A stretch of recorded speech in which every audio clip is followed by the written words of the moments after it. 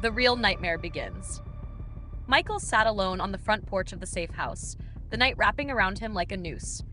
His mind raced, mapping out every move he needed to make. If Moreau thought he had broken him, he was wrong. In the distance, a car engine rumbled low, headlights cutting briefly through the trees before vanishing. Michael tensed, slipping a hand to the small pistol tucked at his waist. Out here, paranoia wasn't a flaw, it was survival. Footsteps crunched lightly over the gravel. Expecting someone? A soft, mocking voice called from the shadows. Michael rose slowly. A woman stepped into the pale moonlight. Tall, athletic, dark-skinned with short, coiled hair and sharp, calculating eyes. She wore a black tactical jacket and moved like a ghost. "Who the hell are you?" Michael demanded, finger brushing the trigger. The woman smirked. "Relax. If I wanted you dead, you wouldn't have heard me coming." Michael didn't lower his guard. "Name." "Call me Nyah," she said coolly. "We have a common enemy, Moreau." At the sound of Moreau's name, Michael's blood ran colder. He kept his weapon aimed low but ready. "Why should I trust you?" Nyah took a step closer. "Because if you don't, you'll be dead by morning."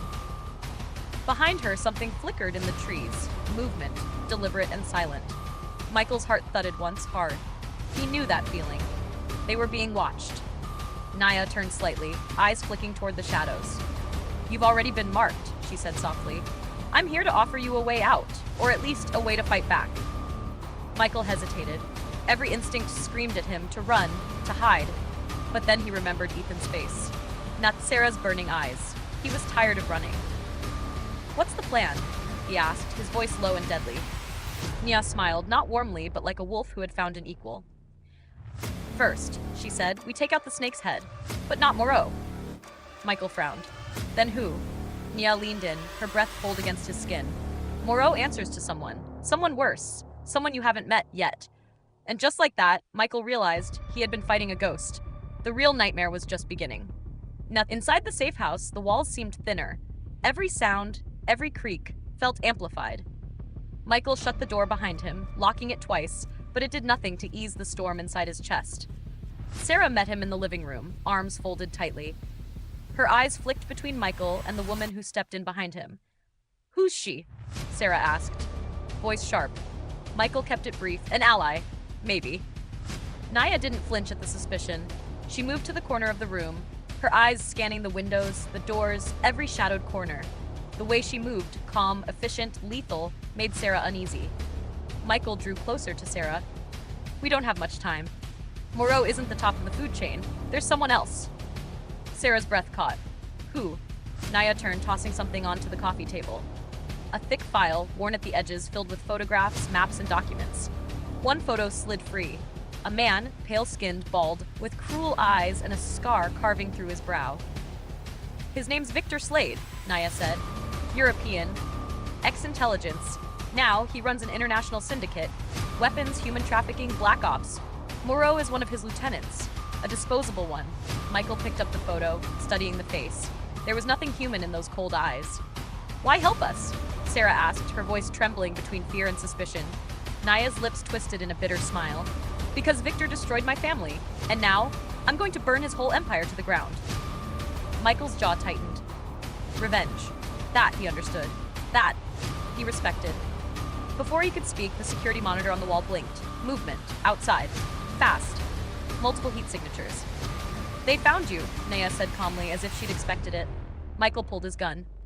"How many?" Nyah appeared at the screen. "Too many for a straight fight." The lights flickered once, then twice. A signal Michael recognized. They were about to cut power, force them out into the dark. Serah backed away, clutching Ethan's baby bag tightly to her chest. "What do we do?" Michael turned to Nyah. "Follow me if you want to live," she said, a wicked glint in her eyes. Without waiting for agreement, she pulled a hidden latch under the kitchen counter. A trapdoor yawned open, revealing a narrow stairway plunging into darkness. "We go underground," Nyah said. Michael grabbed Serah's hand tightly. No more hesitation. No more fear. He nodded once, and together, they disappeared into the dark. The first step into a war none of them were ready for. The stairway groaned under their weight as Michael, Serah, and Nyah hurried downward, each step swallowed by suffocating darkness. The trapdoor slammed shut above them, muting the sounds of boots pounding into the house, the crashing of furniture, the shouts of masked men sweeping every room. Michael's breath was tight in his chest. Serah clung to his arm, Ethan's bag slung over her shoulder like a life vest. She didn't need to ask. She trusted him, even now when everything was collapsing. Nyah led the way, a small flashlight clipped to her jacket, casting thin beams across the damp concrete walls. The tunnel twisted sharply, disappearing into blackness ahead. "Where does this go?" Michael hissed. Nyah didn't look back. An old drainage system, built back when this land belonged to bootleggers. It's the only way out without being seen. Behind them, faint thuds echoed. The men upstairs had found the trapdoor. It wouldn't take long before they followed. "Move," Michael growled, pushing Serah ahead of him, his gun tight in his grip. They ran. The tunnel sloped downward, steeper now, the air growing colder, heavier. Every footstep splashed in shallow, foul-smelling water. A junction appeared. 3 paths, each identical. Nyah didn't hesitate. She took the left fork. Michael trusted his gut and followed without question. Behind them, a metallic clang echoed down the corridor. The enemy had dropped into the tunnel. "They're coming!" Serah cried, glancing over her shoulder. "Keep running!" Nyah barked. Another 20 meters, then Nyah slammed her hand against a hidden panel in the wall. With a hiss, a rusted door swung open, revealing a tight crawl space barely large enough for one person at a time. "In," she ordered. Michael shoved Serah through first, then ducked in after her, his shoulders scraping the walls. Nyah slipped inside last, pulling the door shut behind them. In the darkness, they heard the soldiers thunder past, their shouting voices fading into the tunnels beyond. They waited, breathing heavily, pressed together in the pitch black. When the sounds were finally gone, Nyah clicked on her flashlight again, illuminating a narrow maintenance passage. "This way," she whispered. They crawled for what felt like forever until the passage widened, opening into a large concrete chamber filled with old equipment, rusted pipes, and the stench of oil. They were safe. For now. Michael slumped against the wall, wiping sweat from his brow. Serah knelt beside him, her face pale but determined. Nyah crouched down, pulling a crumpled map from her jacket. "We're not out yet," she said. "We're deep inside Victor Slade's territory now. Every step we take from here on out, we're at war." Michael stared at the map, then at Nyah. No more hiding, no more running. War had found him, and this time, he was going to strike first. The abandoned chamber felt like a tomb. Michael wiped his palms on his jeans, trying to shake off the bone-deep chill. Across from him, Nyah spread the crumpled map on the floor, using a broken pipe to pin one corner. Her face was set, her movements precise. Serah sat quietly beside Michael, cradling Ethan's bag, her eyes hollow but alert. "We're here," Nyah said, tapping a spot marked by a faded red X.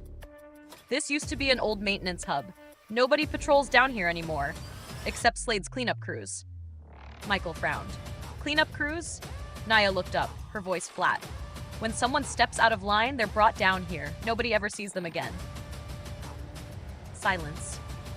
The realization sank in like a knife. They weren't just hiding underground, they were walking through a graveyard. Michael leaned forward, scanning the map.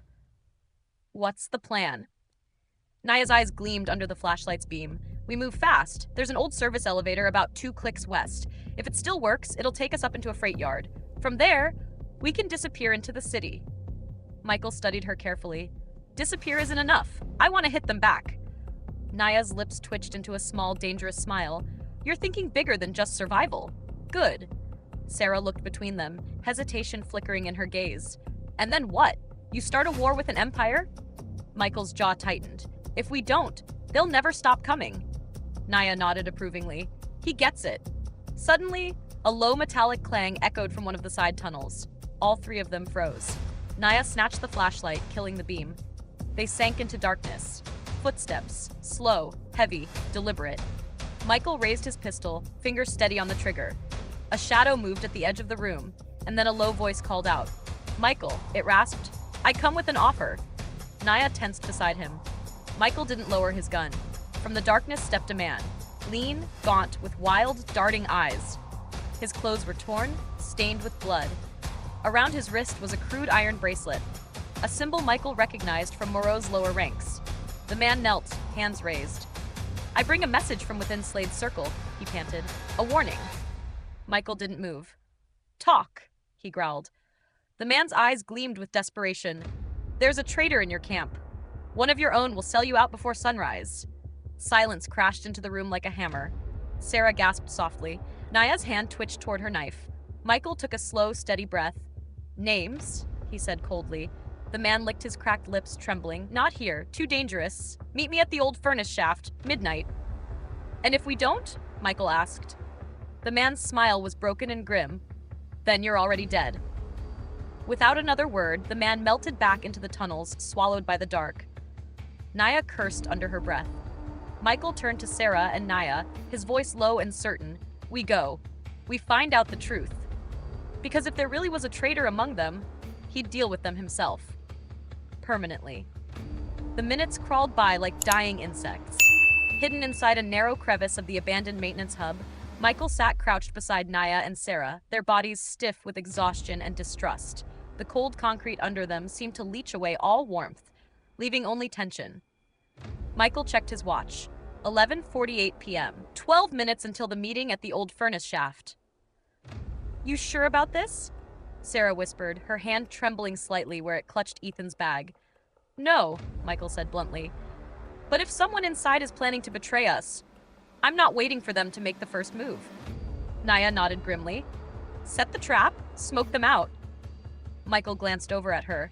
There was a fire in her, cold, disciplined, but ready to burn anyone who crossed her. He liked that. He needed it, now more than ever. He rose to his feet. Let's go. It's getting darker, tighter, and more dangerous. Navigating the tunnels felt different now. Every turn, every shadow, every gust of damp air felt like it could be death. The furnace shaft loomed ahead, a cavernous opening surrounded by rusted machinery and broken catwalks. Pipes jutted from the walls like the skeletal ribs of some long-dead beast. Michael signaled for Nyah and Serah to stay back, then moved cautiously toward the center. Nothing but silence. Then, a flicker of movement to the left. Michael swung his pistol up, but it was the gaunt man again, the messenger from earlier. He looked even worse now, blood dripping from a gash on his forehead. You came? He rasped, half smiling. Talk, Michael ordered. Now. The man stumbled closer, hat weaving slightly. It's one of yours, someone you've trusted. They made a deal with Victor Slade. Hand you over, in exchange for a seat at the table. Michael's muscles coiled.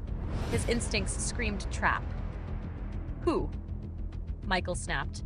The man opened his mouth, and a bullet tore through his skull, spraying blood and bone across the concrete. Michael dove behind a pillar as gunfire erupted from the shadows. Ambush! Nyah screamed, drawing her weapon. From the catwalks above, masked gunmen rained down bullets. Michael fired back, quick and precise, dropping 2 of them, but more poured in, swarming like rats from the tunnels. Nyah moved like a blur, taking out another attacker with a brutal shot to the throat. Serah ducked low, shielding Ethan's bag with her body, terror flashing in her wide eyes. Michael gritted his teeth. Too many. This wasn't an assassination. It was a capture mission. They didn't want him dead. They wanted him alive. And that terrified him more than anything else. He caught a glimpse of one of the attackers giving orders. A man with a familiar face. His stomach twisted. Jared, a man Michael once called a friend. A man who had vanished months ago, now working for Slade. Betrayal never came from your enemies. It came from the ones you trusted. Michael's vision narrowed into a tunnel. Jared, this was personal now. Very personal. Bullets tore through the air as Michael dragged Serah behind a thick steel column, shielding her from the rain of gunfire. Concrete dust exploded around them. The stink of burnt metal and blood filled the underground air. Stay low, he barked, pressing Serah flat to the ground, his own body shielding hers. Nyah was already moving, weaving between cover with deadly precision, picking off the gunmen one by one. But they were still outnumbered, badly. Michael's mind raced. Jared. His old friend, his brother in arms, sold him out for power. Michael had seen betrayal before, but this cut to the bone. Jared's voice boomed over the chaos. Michael, lay down your weapon. Victor Slade has plans for you. Plans you can't even imagine. Michael's hand tightened on his gun. His heart hammered. He thought of Ethan, of Serah, of everything he was fighting for. Surrender was death. Come out, brother, Jared called mockingly. There's no shame in knowing when you're beaten. Michael leaned close to Serah's ear. When I say run, you run. No matter what.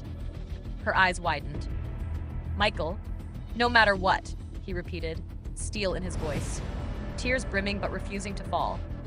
Michael inhaled once, deep and cold, then pushed away from the pillar, firing fast and hard. His first shot hit a gunman square in the chest. His second grazed Jared's shoulder, sending the traitor spinning to the ground with a howl. Now! Michael roared. Serah sprinted, clutching Ethan's bag tight against her. Nyah provided cover, her pistol barking sharply in the dark. Michael moved after them, heart hammering, legs burning. But Jared was fast. Bleeding, furious, he raised his weapon, aiming straight at Serah's back. Michael didn't think. He threw himself between them, firing 3 times. The bullet slammed into Jared's side, spinning him backward over a rusted pipe. He crumpled to the ground, gasping. Michael didn't stop to check if he was dead. There wasn't time. They raced through the dark tunnels, bullets still chasing them like angry hornets. At last, a steel ladder leading upward. Nyah climbed first, then Serah, her breath ragged. Michael followed, his gun in one hand, his soul heavy in his chest. At the top, Nyah slammed her shoulder against a rusted hatch. It groaned, then burst open, letting in a blast of cold night air. They stumbled out onto a deserted freight yard. Broken down trains sat rusting on forgotten tracks. The city lights flickered in the distance, just out of reach. Michael bent over, catching his breath. His side burned where shrapnel had torn through his jacket, but he was alive. They all were. Nyah crouched beside him, her voice low and urgent. This was just the beginning. Michael nodded grimly, wiping blood from his brow. I know, he said. Now it's my turn. He looked back at the broken hatch they'd escaped from. The past was dead. Jared was dead. And Michael? Michael was reborn in fire and betrayal. He would not just survive. He would burn them all to ashes.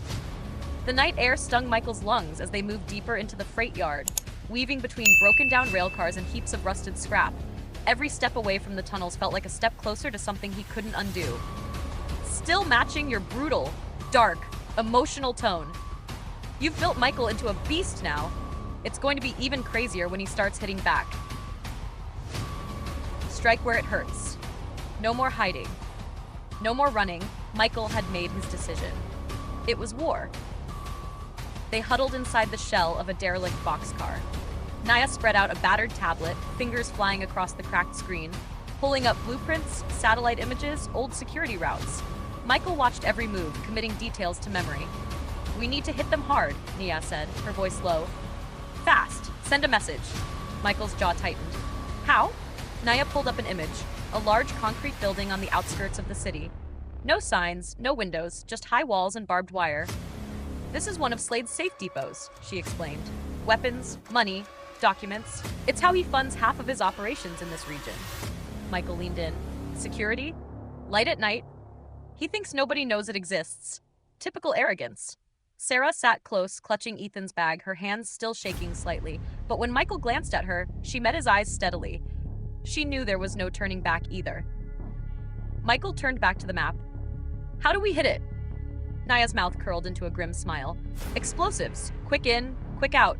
Minimal noise. Maximum damage. Michael nodded slowly. I'll do it. Nyah arched an eyebrow. You sure? They'll come down on you like hellfire once they realize who's behind it. Michael smiled coldly. Good, let them. The plan was simple, brutal. Slip into the depot, plant charges at critical points, level it before anyone could react. Michael loaded his gear in silence, every movement deliberate. A silencer on his pistol, small satchel explosives, a black jacket over his blood-stained shirt. He caught Serah watching him, fear and pride warring in her expression. I have to do this, he said softly. I know, she whispered back, squeezing his hand once before letting go. Nyah pulled a battered black beanie over her head, her eyes glinting in the darkness. Let's move. The depot rose before them like a dead monolith, bathed in weak yellow floodlights. A single guard smoked lazily at the front gate, oblivious. Michael ghosted across the open ground, heart steady, breathing calm. One silenced shot. The guard dropped soundlessly. They slipped inside. The air was thick with the smell of oil and dust. Crates were stacked high, marked with foreign codes and the bloody fingerprints of old wars. Nyah moved methodically, planting charges. Michael covered her, every muscle wired tight, every shadow a potential threat. 10 minutes. That's all they needed. As they finished, Nyah tossed him the detonator. "Honor's yours," she said. Michael didn't hesitate. They pulled back, slipping out into the night like smoke. From a safe distance, hidden behind an abandoned truck, Michael raised the detonator. "This is for Jared," he muttered, and pressed the button. The explosion ripped the night apart, a violent roar of fire and concrete that shook the earth beneath them. A flaming mushroom cloud rose into the black sky, a beacon of war. Somewhere, deep in the city, Victor Slade would see it. And he would know. Michael was coming. The fire from the depot still burned in the night sky as Michael, Nyah, and Serah retreated into the shadows of the freight yard. Sirens howled in the distance, growing louder, but they were already gone, slipping into the city's veins like ghosts. For a moment, there was silence. Victory tasted sharp and fleeting on Michael's tongue. Then Nyah's phone buzzed, a single encrypted message flashing across the screen. She read it, her face darkening instantly. "What?" Michael demanded. Nyah lifted her eyes to meet his, her voice cold. "Slade's already moving. He's put a bounty on your head." Michael's jaw clenched. "How much?" Nyah exhaled. "Enough to make everyone, and I mean everyone, come hunting." Michael didn't flinch. He had expected retaliation. But not this fast, Nyah continued.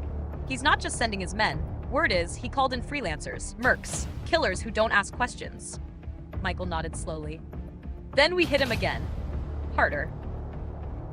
Before Nyah could respond, a sudden screech of tires shattered the night. Black SUVs, armored and unmarked, skidded to a halt at the far end of the freight yard. Doors burst open. Men in tactical gear flooded out, weapons drawn. "Move!" Nyah barked, grabbing Serah's arm. Michael fired 3 rapid shots, dropping the first 2 mercenaries before sprinting after them. Bullets zipped past, ricocheting off twisted metal and crumbling concrete. Nyah led them toward a crumbling underpass, a relic from when the train still ran through this part of town. "Down here!" she shouted, yanking open a rusted maintenance hatch. Michael shoved Serah inside first, then dove after her. Nyah followed, slamming the hatch behind them. The world above roared with the sounds of pursuit. Shouts, gunfire, engines. But down here, it was cold and damp and silent. They moved fast through the narrow maintenance tunnels, their footsteps muffled on the wet concrete. As they ran, Michael's mind raced. This wasn't just about survival anymore. Slade had escalated things. Now Michael had to do the unthinkable, hit Slade where it hurt most, his family. He remembered something Nyah had said earlier, half in anger, half in bitterness. Victor Slade keeps his weakness close. His sister. His pride. His mistake. Michael slowed, turning to Nyah. "We're going after his sister," he said. Nyah hesitated, then smiled, a dangerous gleam lighting her face. "Now you're thinking like a killer," she said. Serah looked between them, uncertainty flickering across her face, but she said nothing. She knew. There were no clean hands anymore. Not in this war. Michael tightened his grip on his pistol, feeling the weight of it like a vow. If Slade wanted war, he would drown in it. They regrouped in a forgotten service tunnel, the walls slick with moisture, the air thick with mildew. It wasn't comfort they sought. It was invisibility. Michael wiped the grime from his face, mind already racing ahead. "Tell me everything you know about her," he said to Nyah. Nyah knelt, pulling out a battered file from her backpack. She spread out a few photos. Grainy surveillance shots showing a woman with sharp features, dark blonde hair pulled into a tight bun, dressed in high-end casual clothes. Always flanked by bodyguards. Always moving with purpose. "Her name's Elena Slade," Nyah said. "His half-sister. Younger by 10 years. She's not officially involved in his operations, but she knows everything. She's the key to Victor's financial empire." Michael studied the photos. Elena wasn't just family. She was leverage. "She keeps a strict routine," Nyah continued. "Yoga classes, gallery openings, charity events. Slade uses her as a shield. No one dares touch her because the blowback would be nuclear." Michael leaned back against the damp wall, thinking. "When's the next opportunity?" Nyah smiled grimly. "Tomorrow night. Private art exhibition downtown. High security, but manageable." Michael nodded. "We're not going in guns blazing. We isolate her. Quick extraction. No blood if we can help it." Serah, who had been silent until now, finally spoke. "And if it goes wrong?" Michael's eyes darkened. "Then we finish it by any means necessary." The room fell into heavy silence. They spent the next few hours refining the plan. Entry point. Service access through the gallery's underground parking. Distraction. Blackout in the district, courtesy of Nyah's hacking skills. Extraction. Stun grenades. Smoke, swift and brutal precision. Failure wasn't an option. If they botched it, they'd have every killer in the city on them within minutes, not to mention Slade's full wrath. As the final pieces clicked into place, Michael sat back, staring into the dark. Tomorrow, everything would change. Either they would bring Slade to his knees, or they would die trying. Later, as they lay in silence, preparing for what might be their last night alive, Serah turned to Michael, her voice barely a whisper. "You scare me sometimes," she said. Michael stared up at the dripping concrete ceiling. "You should," he whispered back. Because the man he used to be, the one who would have hesitated, who would have shown mercy, was gone. Betrayal had carved something new out of him. Something ruthless. Something ready. Tomorrow night, Elena Slade would fall into their hands, and the first domino would topple. The city glowed under a cold, indifferent sky. Downtown, the glass towers and neon lights masked the rot underneath. The greed, the blood, the power games. Michael, Nyah, and Serah crouched behind a delivery truck parked in the shadow of the art gallery's service entrance. They were dressed in black from head to toe, moving shadows in a world that would rather pretend they didn't exist. Michael checked his earpiece. "Ready?" Nyah's voice crackled softly. He tapped twice in response. Above them, the gallery buzzed with life. Wealthy elites, art critics, and the city's most dangerous predators, all sipping champagne and pretending their hands weren't stained red. At exactly 9 p.m., the district lights flickered once, then died. The blackout Nyah had promised. In the sudden darkness, confused murmurs filled the air. Emergency lights buzzed to life, casting the gallery into a sickly red glow. It was time. Michael and Nyah moved first, slipping through the service door as the security systems scrambled to reboot. Inside, chaos reigned. Security guards barked orders into dead radios, staff stumbled around blindly. Elena Slade stood near a marble sculpture, 2 bodyguards flanking her, their hands instinctively hovering near their weapons. Michael kept low, weaving between confused guests. Nyah flanked right, pulling a small, sleek object from her belt. A stun grenade. With a quick flick of her wrist, she tossed it across the polished floor. The grenade popped, not loud but vicious. A brilliant flash of blinding light and a burst of thick smoke. Panic exploded instantly. People screamed. Glass shattered. Alarms wailed. Michael surged forward, using the smoke as cover. He barreled into the first bodyguard, driving an elbow into his throat, dropping him without a sound. The second turned, gun raised. But Nyah was faster, slamming a baton into his wrist and sending the weapon skittering across the floor. Elena gasped, stumbling backward, straight into Michael's arms. Before she could scream, he clamped a hand over her mouth and whispered harshly in her ear, "Move or die." Eyes wide with terror, Elena nodded frantically. Michael half-dragged, half-guided her toward the service exit where Serah waited, engine running. They burst into the alley just as the backup generators kicked in and the sirens blared to life behind them. "Go, go, go!" Nyah shouted. Serah floored the gas. The car screeched into the night, tires smoking, weaving through narrow back streets. For a moment, just a moment, it seemed they had pulled it off. Michael kept his pistol trained on Elena as she struggled weakly in the back seat, tears streaming down her face. "You're going to make a phone call," Michael said coldly. "You're going to tell your brother you're fine." Elena sobbed. "He'll kill you." Michael smiled grimly. "He's welcome to try." But just as they turned onto an abandoned stretch of road, headlights flared behind them. An armored black SUV. No license plates, and it was gaining fast.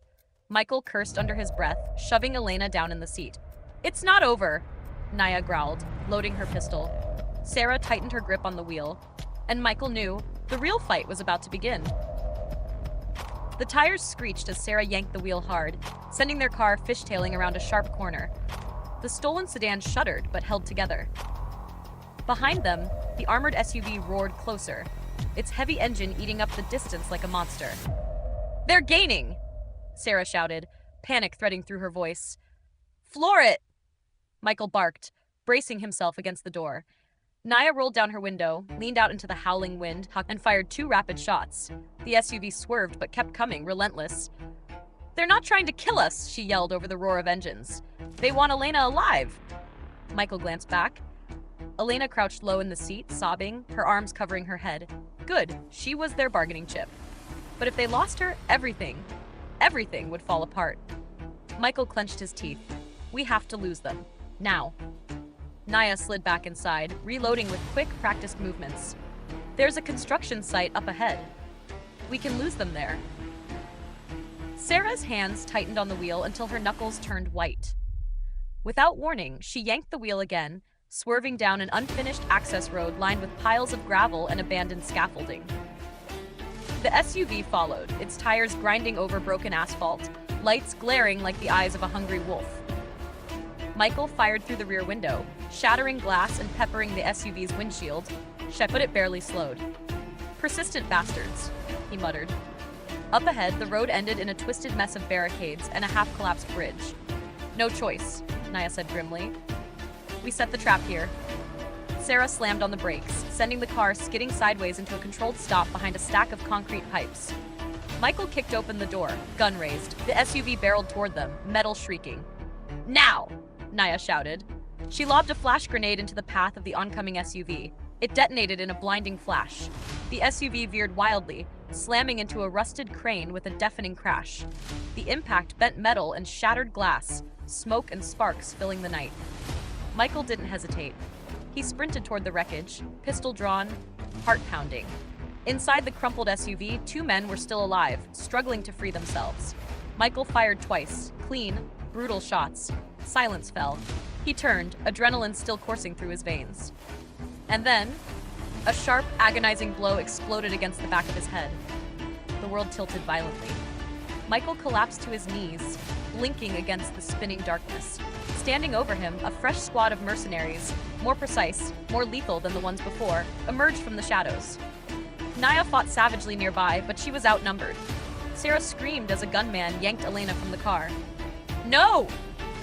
Michael roared, trying to rise, but another blow drove him down again. His last vision before blacking out was Elena being dragged away, kicking and screaming, and Serah's terrified face disappearing into the night. Darkness swallowed him whole. Pain bloomed behind Michael's eyes like a wildfire as he struggled back to consciousness. The world swam into view, cold, sterile, unforgiving. He was strapped to a heavy steel chair in the center of a dimly lit room. The walls were concrete, stained with old watermarks and something darker. A single bulb hung overhead, swaying slightly, casting long, twitching shadows. His wrists burned from the tight bindings. His head throbbed from the blows he had taken. Blood dried at his temple. Michael flexed his hands subtly, testing the restraints. Solid. No easy escape. Across the room, a heavy steel door creaked open. Footsteps echoed, slow, deliberate. And then he saw him. Victor Slade. The man who had been a phantom until now, whispered about but never seen, stepped into the light. He was not what Michael expected. Not a hulking monster. Not a loud, posturing kingpin. No.